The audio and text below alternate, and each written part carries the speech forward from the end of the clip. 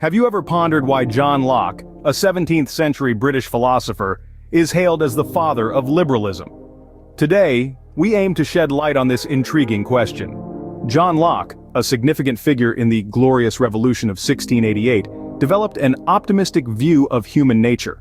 His philosophical musings laid the groundwork for liberalism, a political ideology that champions the liberty of the individual and supports the concept of a limited state.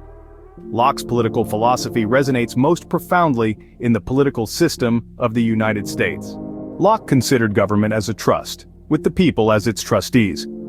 This perspective emerged during a time when capitalists, who had previously supported absolute monarchy, began claiming their rights back, as evidenced in the Glorious Revolution.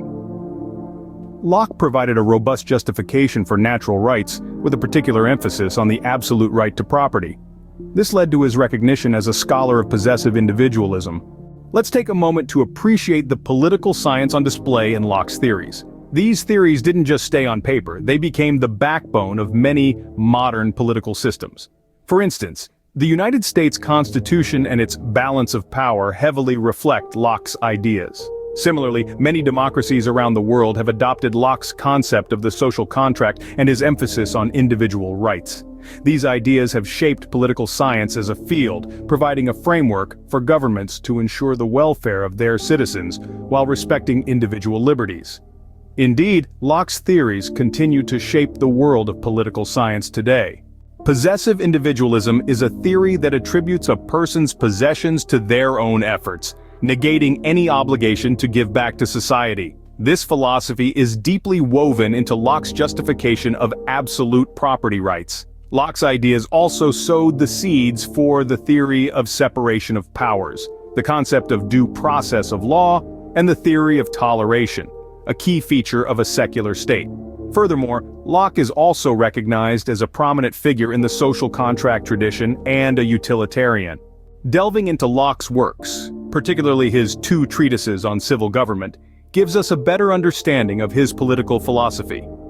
The first treatise criticizes Filmer's Patriarcha, while the second outlines Locke's theory of government.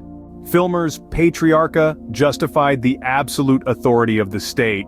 He proposed that the state is a large family of God, with God creating Adam and bestowing absolute powers upon him.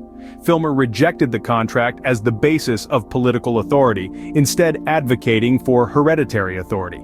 According to Filmer, power was transferred from God to Adam and then to his sons and their successors, suggesting that all kings are successors of Adam and should enjoy absolute rights. Locke, however, disagreed with this perspective.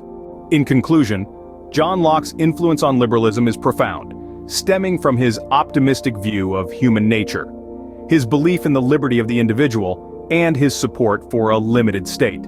His justification of natural rights and absolute property rights, along with his theories of separation of powers, due process of law, and toleration, have significantly shaped political thought. His criticism of Filmer's Patriarcha and his own theory of government further underscore his role as a key figure in the development of liberalism. Thus, John Locke rightly earns the title of Father of Liberalism.